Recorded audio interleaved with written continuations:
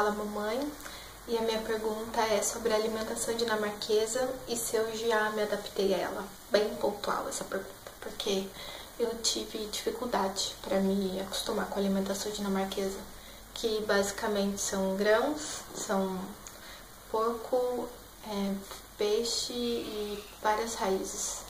E eu estava acostumada com fruta e vegetais frescos, né, que a gente tem no Brasil. E aqui isso é muito sazonal, então nem tudo está disponível o tempo todo. Então, de acordo com a estação, as coisas mudam. A alimentação muda e o que você come também muda. E foi um pouco difícil para mim no começo, porque era um pouco da língua, que eu não sabia o que estava escrito no pacote, não sabia o que tinha dentro, não sabia o que era aquilo. Não conseguia achar o que a gente no Brasil conhece de comida normal no mercado, e foi meio difícil para mim. E depois eu me acostumei um pouco agora. Eles comem muito pão preto, principalmente no almoço, no café da manhã. E eu achava que tinha um pouco de gosto de ração de cachorro. Mas agora eu me acostumei com o gosto e eu como sem reclamar, entendeu? Tem muita comida agora que eu como sem achar ruim, assim. Já deu uma acostumada. E acho que o processo vai indo. Acho que daqui uns 5 anos eu vou estar comendo totalmente feito uma dinamarquesa. Sem reclamar ou sem colocar nomes esquisitos na comida. É isso, gente. Obrigada. Shalom, meninas! Hoje eu tô aqui para responder a dúvida da nossa seguidora Araceli Amaro, e ela quer saber se tem muita diferença da alimentação brasileira para a alimentação israelita. A Araceli tem um pouquinho de diferença, sim. Aqui a comida é mediterrânea, é mais parecida com a comida árabe, composta de muito hummus, muito tahine, que é pasta de gergelim, shawarma, carneiro, falafel, bolinho de grão de bico, e muitos molhos, muito tempero, muitas especiarias. Então é uma comida diferente, muito saborosa, mas é diferente. Então a gente leva um tempinho para acostumar. Também tem muita pimenta. Eu acho que basicamente essa é a diferença. Outra grande diferença também é que aqui a comida é kasher, ou seja, não se mistura carne e laticínios na mesma refeição. Então, os restaurantes seguem essa linha, kasher, quase todos. Também os supermercados, você vai encontrar freezers para carne, freezers para laticínios separados. E geralmente você não vai encontrar aqui sanduíche com carne e queijo, por exemplo, porque não se mistura carne e queijo na mesma refeição. Então, eu acho que basicamente é essa a diferença da comida israelense, mas é uma comida muito saborosa, vale a pena conhecer. Espero ter respondido a tua dúvida e até a próxima. Beijo, letra outra. Oi, gente! Hoje eu venho aqui responder a pergunta da minha seguidora Paulini, do Instagram, @NossaSãoGêmeos. Ela quer saber se aqui na Espanha se utiliza mais remédios naturais ou se utilizam os tradicionais remédios de farmácia. Bom, Paulini, aqui eu vejo que esse movimento de remédios naturais é mais fraco do que aí no Brasil. Aqui eles utilizam os remédios tradicionais, em farmácia mesmo, porém aqui é muito mais controlado. Na hora de prescrever um antibiótico, na hora de prescrever um analgésico, um antitérmico, eles são mais controlados. E também pude observar que alguns remédios que são permitidos aí no Brasil não são permitidos aqui. Então é isso, aqui utiliza os remédios tradicionais, em farmácia mesmo, e os remédios naturais não são tão assim utilizados quanto aí no Brasil, a homeopatia e tudo isso, ainda não é tão difundido aqui na Espanha. Espero que eu tenha respondido a sua pergunta, obrigada por participar, um beijo, até a próxima! Bom dia, gente, eu sou a Mamãe Nova York e hoje eu vou responder uma pergunta do quadro Fala Mamãe, que foi feita para mim. Então, me perguntaram como eu fiz para recuperar a forma depois da gravidez. Na verdade, no meu primeiro filho, o Leonardo, foi um pouco mais fácil porque eu já estava malhando quando eu engravidei do Léo e daí eu só continuei a malhação, eu tinha um personal e ele já tinha trabalhado com mulheres grávidas, então foi tudo certo, eu não passei dos limites, foi uma coisa assim bem light, mas eu continuei indo pra academia. E depois da gravidez, Eu não senti muita diferença. Na verdade, o bebê, assim, tudo uma situação tão nova, a gente acaba, pelo menos eu, acabei esquecendo de comer, até perdi mais peso do que eu gostaria no começo, e depois aí comecei a comer mais saudável, ficou tudo certo. Então, depois do primeiro bebê, eu não tive muito problema, não. E também voltei aos exercícios depois de 6 meses. No meu segundo filho, Noah, eu não estava malhando na minha gravidez.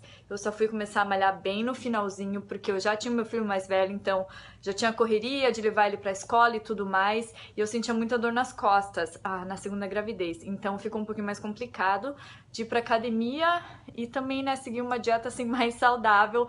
Com um filho, assim, é complicado para muita gente, e também foi o meu caso. Depois que eu tive o Noah, ele amamentava muito. O Noah sentia muita fome, então eu amamentava a cada 2 horas até os 6 meses, no meio da noite, e eu senti que isso ajudou sim a me manter em forma, a não ganhar muitos quilos extras e tudo mais. E na gravidez do Noah eu ganhei 10 quilos, e que foi a mesma situação da gravidez do Leonardo, só que claro, na primeira gravidez eu senti assim mais energia e tudo, na segunda já tenho um filho para criar, e você tá grávida é muito mais complicado. E eu comecei a malhar 6 meses também, após ter o Noah. Na verdade, eu comecei com aulas de spinning e eu gostei muito, então eu fiquei mais fazendo essas aulas de spinning do que malhando com o personal. E foi isso. E na verdade, eu acho que o que ajudou mesmo na primeira gravidez foi já ter uma rotina de exercício, e na segunda gravidez ter feito essas aulas de spinning que você perde muita caloria. Eu acho que ajudou demais a recuperar minha forma. Um beijo! Oi pessoal, eu vim aqui responder a pergunta do perfil @oficina da cosmética sobre a cultura de criar o filho na Austrália e também sobre alimentação. Eu vou falar sobre a minha experiência. Então eu tenho um filho de 2 anos, então eu só sei mais ou menos como isso funciona com a criança pequena. Então eu prefiro falar do que eu tenho experiência do que o que eu vi. Eu acho que aqui na Austrália a diferença entre o Brasil quando você tem um filho é que você tem muito suporte do governo para você criar o bebê. Então, assim, se você tem problema com a amamentação, eles te mandam para você ir falar com uma enfermeira sobre a amamentação. Se você tem problema de depressão, eles te encaminham para algum lugar. Se o bebê não dorme, eles te encaminham para outro lugar, porque é tudo tão novo. E por mais que você tenha lido, que você tenha escutado, quando acontece com você, é bem, às vezes, difícil de você lidar com os primeiros anos do bebê. Então, eu acho que a diferença entre aqui, da Austrália e o Brasil, é esse suporte para mãe de primeira viagem, o que eu achei simplesmente fantástico.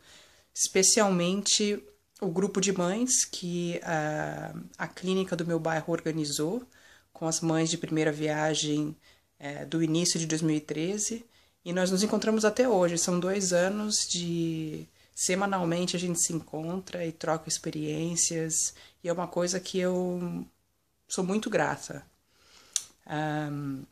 Então, assim, aqui o povo é muito mais relaxado em relação ao brasileiro. Você vê criança de um mês de idade passeando no shopping, passeando no parque.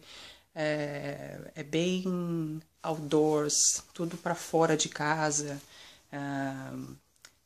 Enfim, eu achei isso bem diferente. No Brasil, quando eu falava que eu ia sair com o Jonas e ele tinha 5 semanas, o povo, mas ainda não tomou vacina, vai sair de casa. E aqui o povo não tem essa coisa de ficar enclausurado, o que é bem bacana, porque pode ser bem cansativo você ficar só em casa com uma criança, principalmente para quem está fora do seu país e não tem família. É bom estar em contato com gente no início. Então, isso eu achei uma coisa bem bacana. Em relação à alimentação, eles promovem bastante a alimentação saudável, promovem bastante a alimentação orgânica, e essa coisa de muito industrializada, eles aqui não gostam muito não. Se você vai numa festinha infantil, por exemplo, você não vê refrigerante, você não vê muita coisa de chocolate, ou muito açúcar, é bastante fruta, sanduíche, sucos naturais ou água. Então eu acho isso muito legal. Muito legal. E eu tento passar, por mais que eu não tenha esse hábito, eu tento passar isso pro Jonas. Ele não come muito chocolate, quase nunca comeu chocolate na vida. Ele sempre comeu muita fruta, tá passando agora pela idade de que tá rejeitando um pouco, mas a gente tenta insistir. E eu acho também muito bacana, pelo fato do meu marido ser australiano, a gente não cresceu com as mesmas culturas, e eu acho muito legal o fato que nós dois estamos sempre na mesma página. Então a gente sempre concorda com as mesmas coisas, não tem aquela coisa de ele acha uma coisa, eu acho outra, e acaba mandando essa informação trocada para a criança, que um pensa de uma forma e outro de outra. A gente está sempre na mesma página, sempre concordando com a mesma coisa. Alimentação saudável, tentar manter horários, tentar dormir cedo, e essas coisas que às vezes eu vejo no Brasil muito diferente daqui. E é isso, espero que eu tenha respondido a pergunta de vocês. Até mais!